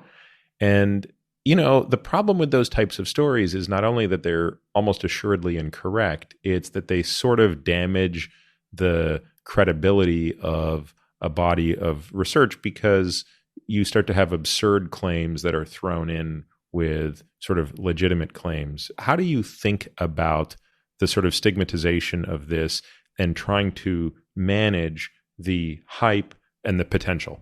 That's a really awfully good question. So I should point out, while there's only 2 of us here in the room, this is a research team with a great deal of depth and breadth. That is, everyone I've worked with in pharmaceuticals for the last 40 years have said, oh my goodness, please let me work with you on this. And so we have that, as well as a number of people who are fairly well-to-do, who are looking at this as a business opportunity and an investment, which I really appreciate, and my wife is especially appreciative of, so I can stop draining our own retirement account.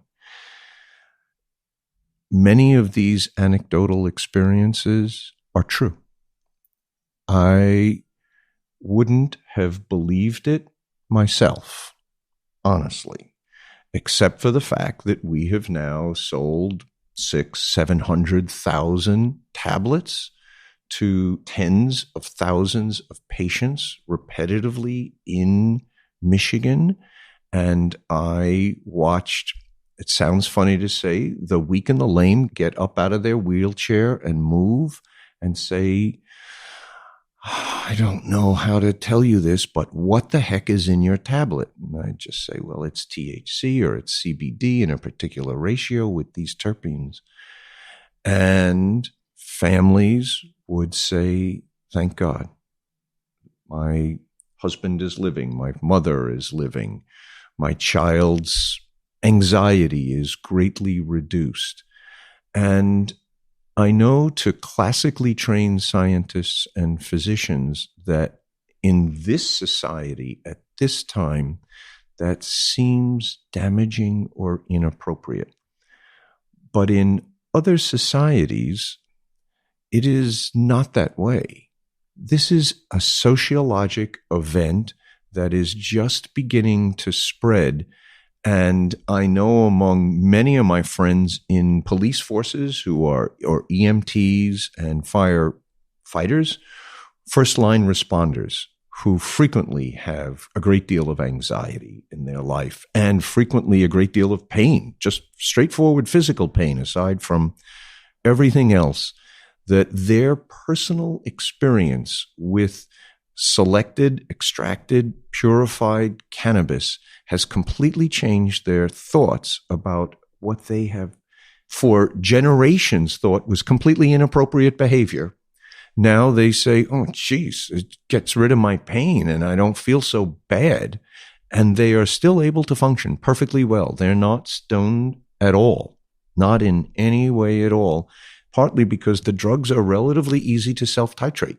Yeah, I'm not I know I threw a lot. No. I'm not suggesting that one can't see improvements in those things. But I do sort of bristle against the notion that there are people with stage 4 cancer that are being sold a bill of goods that says, you know, take your metastatic pancreatic cancer and in 2 weeks you're cured with this. I'm waiting to see the first documented case of that, and I'll continue to be an incredible skeptic of that sort of logic, which is not to say that a patient with cancer wouldn't benefit immensely from relief of anxiety or pain, but yeah, I very much struggle to imagine cancer remissions. So THC and other cannabinoids have been shown in the laboratory to have a multimodal effect on cancer. So in apoptosis, which is cell death, in migration or metastasis, in neovascularization, it reduces it. So there are actual reasons and rationale behind it. You're right. Is there a double-blind randomized trial of people? I think a doctor would go to jail if you had somebody who could have XYZ traditional chemotherapy and, okay, here's a cannabis concoction that we've come up with. I wouldn't have believed it myself. I can show you pictures afterwards. We can't do it on a podcast. The story is an 8-year-old girl in hospice. She was on methadone and morphine. Our goal was to just treat her to get her off it so she had a better quality of life before she died. And we transitioned her from hospice to 2nd grade to 3rd grade. What was the underlying pathology? She had a chronic lymphocytic leukemia and a leptomeningeal spread. She failed chemoradiation in a couple bone marrows. She sadly died this past summer. Again, this gets back to the broader point, which is I'd like to see this studied more aggressively because my greatest fear is watching patients. I mean, my greatest fear is safety. I think that's followed with predatory behavior. Oh, absolutely. Yes, absolutely. I can't tell you how frustrated I get when I hear stories about people who are spending their last dollars on cockamamie schemes that have absolutely no bearing. I mean, and you know, look, there are lots of things that kill cancer in vitro that aren't going to work in vivo. So we just have to be cautious about it. And yeah, I know I definitely remember the pathways of even autophagy and apoptosis and all these things where the cannabinoids play a role. So again, I think this all just speaks to the idea of kind of loading the boat to more effectively study this. And of course, I mean, the criticism is you have a conflict, right? The criticism is how can you be fully objective? And again, this is something that the MAPS people can get away from because, MDMA has no IP associated with it, right? Merck developed this drug in the 1920s. Now, there's an interesting business model, which is how would you incentivize people to study something where there is no profit center at the end?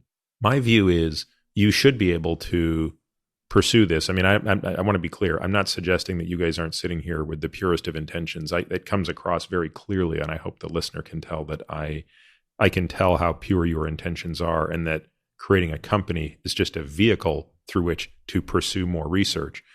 But as I think about the broader objective, which is broader than just your company, again, I'll come back to this idea of creating a research initiative around this that even exceeds the reach of your company. Because remember, the number of questions here is harder, right? Like I'd like to hear from you guys what question you're most interested in knowing the answer to in 5 years.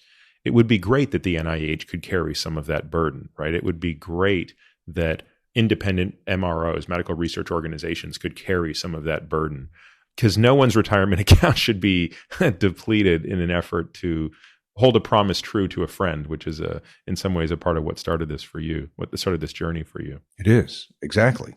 Tell me a couple of questions. Like, what do you not know the answer to today that you want to know the answer to with respect to THC, CBD, and its associated products in 5 years? What would make the world a better place? For me, I've made a vow that I will find a formulation that will relieve PTSD. I made a vow to do that for people who were heroin addicts, and methadone may not be the best of all formulations, but that's what I did when I was 23 years old. And I got a little better as I went along. So that is the driving force for me to be able to do this. And then my goal is to be able to discover as many of these disease conditions, psychological or physical conditions, as we can extract value from these stunningly non-toxic molecules. Steve, are there INDs affiliated and associated with these molecules? Like, are you in that phase 1 pipeline now? Yes. Okay. We are. We have 3 filed. We actually just met with FDA 3 weeks or so ago over one of them, and we are pursuing that very, very actively. So each time you reconstitute something, it's a new IND. That's right. Okay. Explain to folks, because you're the expert on this, explain to folks what an IND is and how important this is in this regulatory pathway.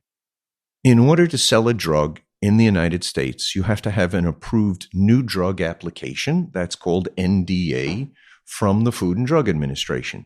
So what do you do before you get that? You have to go investigate that drug. So that's what an IND is. It's an investigational new drug exemption from all of the rules that say you have to have this approved drug. So you go and meet with FDA. We provide them with the data and the documents that we have available and say, dear FDA, we would like to run the following clinical trial, and here's all our evidence. And do you folks agree with us? And in the course of hashing that out, they will come back and say, we'd like you to do a little more work with an animal model, or we'd like you to do some additional studies in humans in a particular way. And so we are in the process of doing that in 3 different therapeutic indications. What are those 3 besides PTSD? One of them is an animal model that is for pet dogs who have pain from osteosarcoma, and the other osteoarthritis. Osteoarthritis of the knee, and then PTSD. Right. So those are pain in dogs, pain in people, particularly osteoarthritic pain, as well as PTSD, which I think of as a combination of anxiety and pain. It presents in a number of ways: mild, moderate, severe, etc. Again, for the listener to make sure I understand the distinction, there are currently products you are legally selling in Michigan. that do not require an IND. They're currently GRAS products. They're not basically pharma grade products. Is that safe to say, or is that No, these are pharma grade products simply because this is the space that I live in. I have always thought that that was the only appropriate way to make products. It's called meeting good manufacturing practices. It's a couple levels higher than any of the states require for safety or efficacy. And so we just make products to meet FDA specifications because to me, that's just easier. In other words, this is going to sound crass, so excuse it and you can clarify it, but you're like a supplement company that adheres to GMP practice? I don't think of us as a supplement company. Meaning you make a supplement to a GMP. This product, for example, like something that you can sell currently today without a prescription. Right. We work within the medical legal rules in Michigan, but those rules do not mandate GMP manufacturing. And you hold yourselves to that standard. That's the point I'm trying to make. Yeah, that's exactly I'm trying to pay you a compliment without, and I'm making it sound backwards, but yes. And this is, as most everyone knows, doing an adequate amount of testing to go through the FDA process is very expensive and very time consuming. And let's put some numbers to that. On average, it's about a decade and $1 billion to create a new drug. Yes, that's exactly right. Let's say that again. You want to make a new drug from IND to approval is order of magnitude 10 years and $1 billion. Yeah, that's right. And I don't think your retirement account is that big. That's correct. So anyone out there who this is going to turn into a telethon. Let me ask, why have you not pursued a product yet on sleep? Because I think anecdotally what you've said resonates with many people, the power of CBD, including probably very inferior products compared to what you're capable of making with your IP. Is the view that you don't need to go down the IND pathway to produce that, or is it just a matter of resource allocation? It really is resource allocation. Truthfully, we have 14 indications that we are going for, and you have to prioritize, as everyone does with everything in your life. And we looked at them and said, which ones are easier or faster or less expensive to test and be able to prove? Sleep studies, frankly, are very expensive. And they are variable just in the methodology of it, whereas it's a lot easier to be able to measure pain, and there are scoring systems that are more reliable in that way. Tell me a little bit about what you can sell in Michigan, and how does a business work that can only limit itself to one state? So it's quite challenging. We drove at getting a first license, and we were successful in getting the first license in Michigan to be a processor. That is, we can take in cannabis that's been grown within the state and turn it into an extractive and then turn that into tablets. That's what the process of processing is. We could also make it into gummy bears and vape cartridges, and we sell those also. And then we are able to ship those to just state authorized dispensaries. Historically, people in Michigan needed to have medical marijuana licenses in order to get into those stores. But now, like many states, it's called recreational or adult use. You only need to show that you are 21 years of age to be able to go into those stores and buy. So that's how we started. But now we have grown to have, we have liaisons with subsidiary companies or affiliated companies where we're growing about 5,500 plants, bringing it to our facilities, doing the extraction, and we have relationships with all of the 70, 80 dispensary stores throughout Michigan. That's how that business has grown, and that's to a large extent so far what's been able to fund our research studies. But once again, this is a telethon, folks. You can call in. How large is your team? So we have overall about 100 employees working in various aspects of production and sales and administration for the company. In terms of the research team, Deb is our chief medical officer, and then there are about another 10 or so direct people working on it, and then another 30 to 40 consultants who come in and out of the projects to be able to work on those. What will be required from a legal standpoint for products like this or similar products to be sold across state lines? Does that only happen at the federal level? Yeah, that only happens at the federal level. We think that the first number of indications that we've picked and worked on with FDA are going to go through fast track approval. And that's without getting down into the weeds of all of the legalities of that. That frequently allows a product to get through the FDA process in somewhere between 2 to 4 years. In the space of drug development, that's the blink of an eye. And at the same time, we're beginning our international aspect. Deb and I will be in Berlin presenting our data at an international meeting of cannabis physicians, so that this activity is very, very quickly spreading, not just here, but across the country and across the world.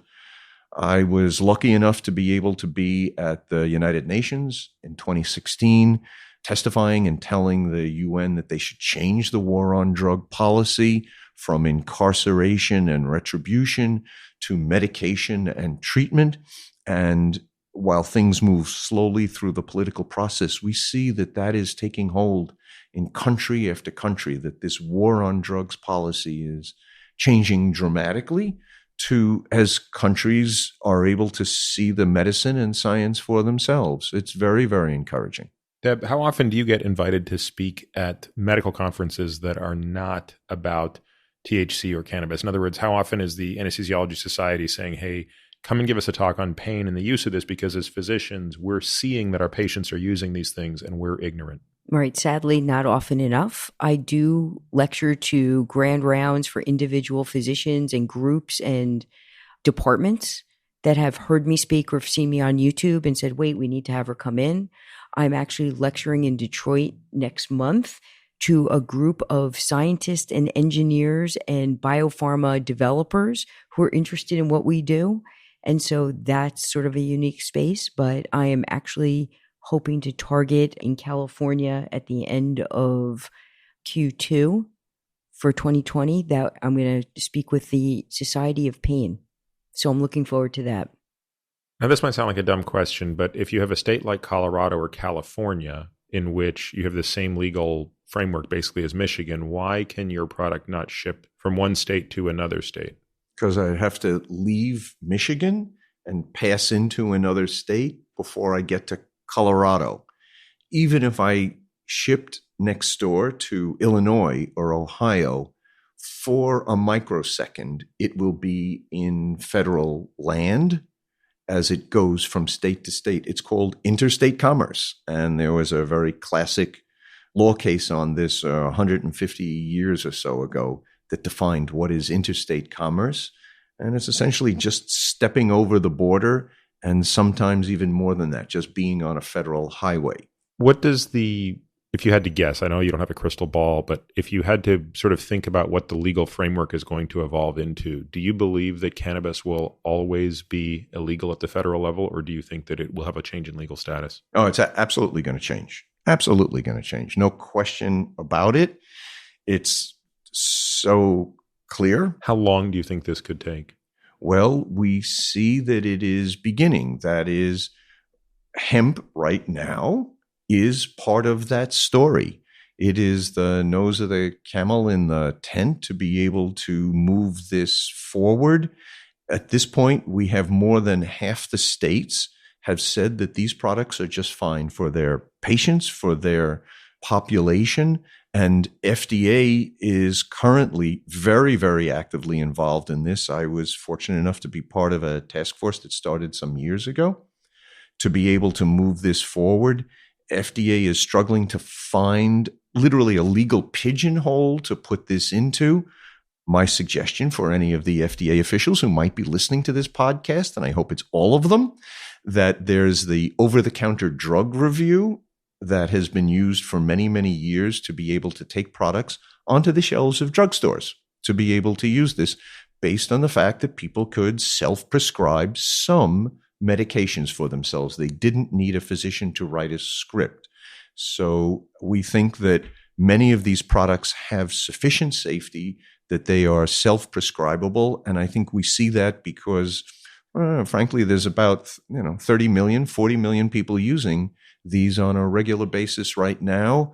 And other than the vaping crisis, they're not filling up hospital wards due to toxicity from these products. They're able to use them. Okay. So do you think that the Farm Bill is really the single most important thin end of the wedge because it was the first piece of federal law that decriminalized the first part of the value chain here? Yes, absolutely. It really was. I think that will continue actually for many of the cannabis business people who are struggling in this area because the tax laws are incredibly burdensome and require a lot of dancing in order to be able to just simply run a business. But we see ourselves a year and a half ago, I had to switch bank accounts 4 times in 1 year. For if anyone ever tried having to switch your bank account where your bank suddenly closes out on you every 3 months, that's terrible, especially as you're just trying to run a business and pay bills. Now, though, we have completely solid, reasonable banking relationships. We're able to get insurance. Everything is becoming normalized. And we do not see patients or consumers acting foolishly in any way.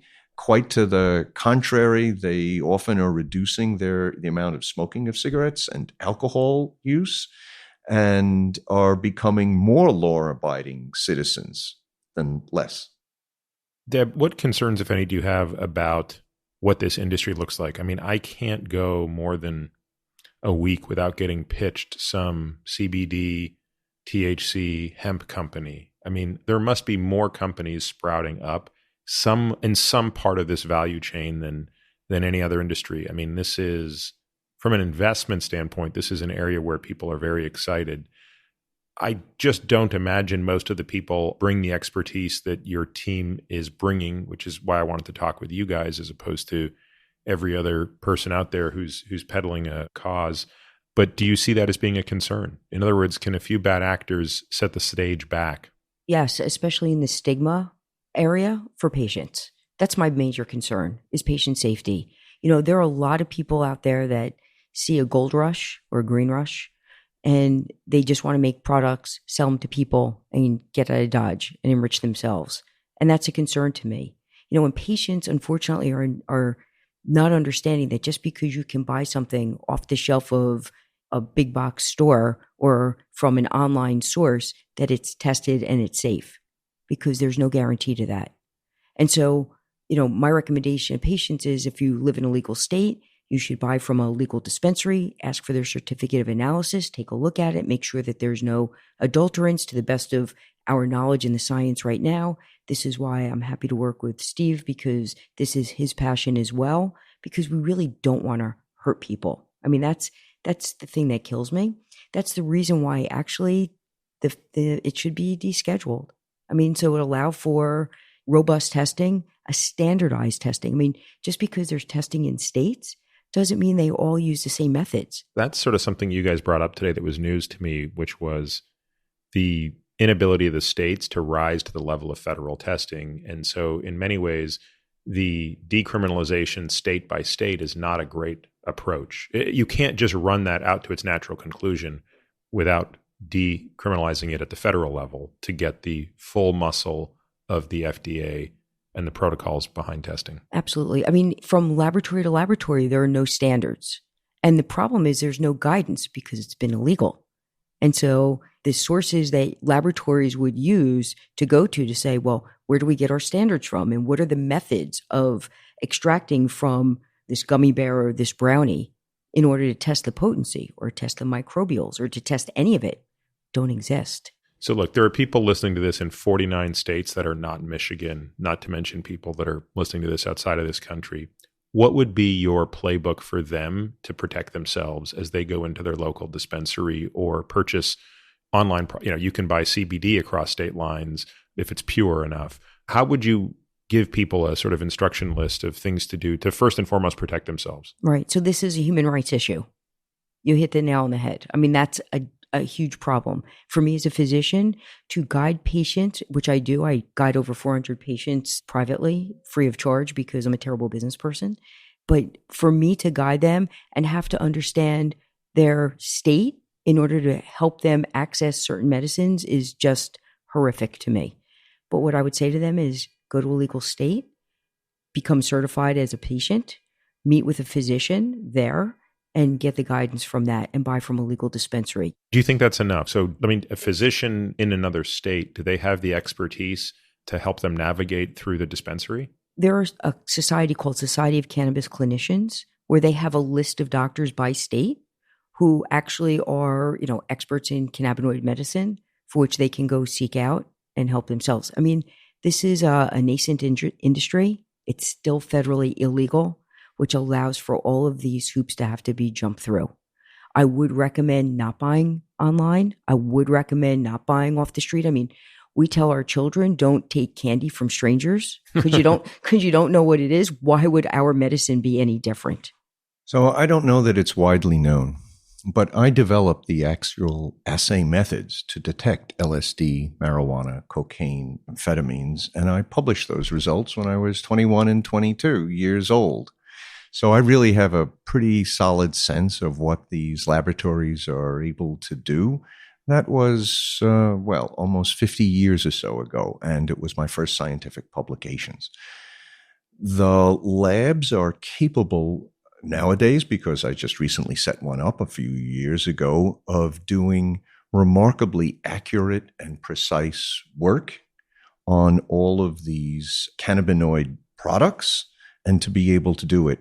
But the state rules vary, and the states are still learning. What should the pesticides be that are allowed or allowable? What are the levels of heavy metals, etc.? So from state to state, the rules vary, and they are getting more learned as the work is done. So this is a great developing field. Some labs are better than others to be able to do it.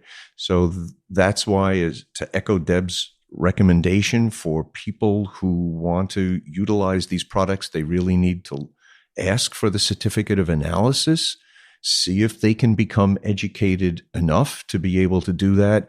Certainly physicians should. I know that these systems, endocannabinoid systems, were not taught in medical schools. They certainly weren't taught in the chemistry schools that I went to. And this is a remarkable societal experience in allowing non-toxic substances to be used and self-prescribed.